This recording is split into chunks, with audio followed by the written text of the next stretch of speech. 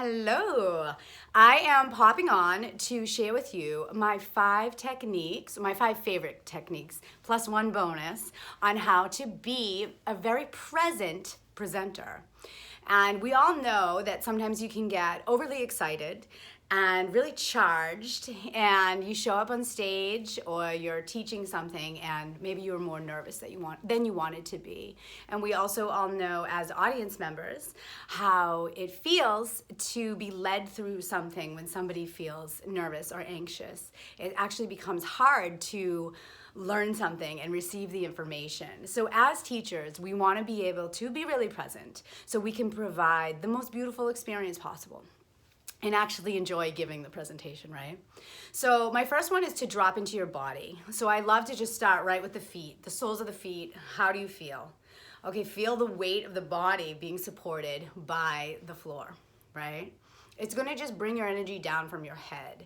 You can make sure your shoulders are back and that you're not carrying stress and weight there. And then I love to connect to the core. This is an energy center of the body. It is the center of the body. And it again will bring the energy down from your head into your core. And that connects you to number 2, which is your breath. You can take a couple of nice deep breaths here, and really this helps soothe the nervous system and bring you into the moment. It really connects the mind body, right? Breath is that piece. When someone's really stressed out, it helps them, right? So it helps them come into the moment. So really simple, but not so simple that you should overlook it, because it really can change. If that's all you can do, start there. It's fantastic. So these next ones are maybe a little more advanced, I would say, right? So this one comes from my schooling at Naropa.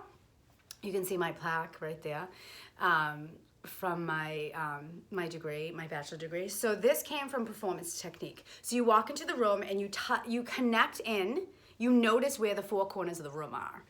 And you can think of this like you go to a concert and you're just gonna find out, you're gonna look where the exit is and you're gonna look where the restroom is, just so you know where you are. You orient, right? So you're sending your energy out. You're like, oh yeah, okay, there's the room and I've entered it. And this builds gravitas in the room. It really centers you and anchors you in the space that you're in. So now you're occupying a space. It's really good for the body because you're like, okay, you kind of might even get bigger. You might stand taller after this exercise. So the next one, it definitely falls in the unorthodox category here, is to shake. And this I learned in my performance work at Naropa as well. And then I've seen it, I believe I read something that they're using it in the Olympics and in sports now. But it comes from what animals do after they've been hunted and they got away. So you'll see it on, the Animal Channel. And are you gonna shake, Lily? You gonna shake for us, girl? So they were hunted, but they got away, right? And then you see the animals shake it off. And this is discharging all of that cortisol, right? It's moving the hormones through the body so you can kind of clean the slate and get back to homeostasis or reset in a more, just in a more ready state, right? So you can be totally present. So shaking, it might be a little strange. You definitely don't want to do it if you're like with a team member and you're presenting somewhere corporate, but you can always run to the restroom and just shake it out a little bit. Just shake it out. It's going to warm the body up, which is great, and it just moves energy through you, right? If you think about walking in and being super tense and being like, okay, I'm really nervous and I can't stop thinking. You've got a lot of energy up top. You want to be like, whew. You want to kind of shake it off and be like, I'm good. I can do this, right? So that's the theory there. And then this one, I would love to ask, first of all, I'd love to ask any comments that you all have, like after watching this, if you have things to add. The comments are where things get really awesome. So, what else do you do? I love to learn. Everybody that's gonna watch this and read this loves to learn. So share your ideas and your concepts. And I'm gonna ask specifically if you know the author of this one, because I don't recall where I picked this up along the way, but I believe it was a male public speaker trainer. So this is really cool. What he taught was always be going somewhere else. So the stage you're on is not your end game.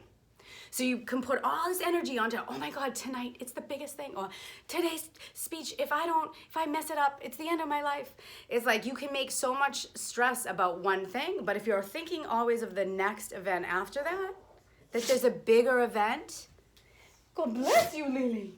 If there's a bigger event coming, right? Focus on knowing that that's happening, and it gives you a little less, it takes off the pressure of this event, because let's face it, there's something bigger happening. It's like pricing psychology, right?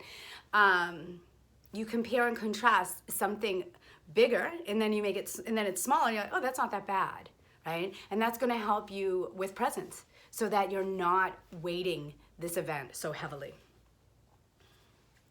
So if I don't have something else that's big coming afterwards, I will just tell myself and make myself believe that this is not the biggest thing I'll ever do, right? And what's happened is when I've hit those big stages where I'm like, oh my gosh, can I do this? Do I have what it takes? Something always came that was bigger. It was really cool. And then I could say, well, I know I'm going to be speaking in front of 300 people next week. This leadership team of 15 that may be in distress and nobody wants to be the person that goes in there and tries to save the client, I'm gonna do it, I can do it, and it is not going to be the scariest talk I ever give. I'm gonna give way bigger talks than this. And it just makes you go, I can do it. Because you think about this other bigger scenario. So I go on that one. And then the bonus. The bonus is this, okay? So this is from the work that I did in voice. And it's building range. So what you want to do, and this is definitely in the progressive, 2.0. So you want to use your voice to both warm up your vocal cords, and you'll see this heroic public speakers definitely uses this. So you're gonna go like, oh, and you drop down, you do some like deep vocal stuff, and go, oh, you can drop any feet, oh, you can shake while you're doing it, and you can go really high, like, woo, woo, really highs, hit those highs, those Mariah Careys, right? And then, woo, you can do like really low. Definitely don't do this in front of the client, or you're gonna lose the client. But if you're on the way in the car, if you wanna just do your vocal warm up before you leave your house, that's cool, because what happens is when you create that warm up, that high, that low, what happens is when you come back to the middle, to where you're gonna hang out when you're giving your presentation, you are so much smoother and so much more comfortable. And it's this sort of this magical thing where like, you're so much more at home when you hear your voice because it's all warmed up. Like you've been at your family, your Sunday family dinner all day and you're like, yay, I'm just here and it's me. And I think that really helps you be present. So it takes out the nerves, right? You're using your breath, you're using your body. So these really are embodiment techniques, and you can use them for anything. Big stage, little stage, you're just sharing some ideas with your team and it makes you nervous, or hey, we need you to present tomorrow to the team and you're not ready, and you're like, okay. So definitely prepare your content. There's ways to do that. I've shared that system in the past. I can share that again, but this is the stuff I love for embodiment. Okay, thanks guys.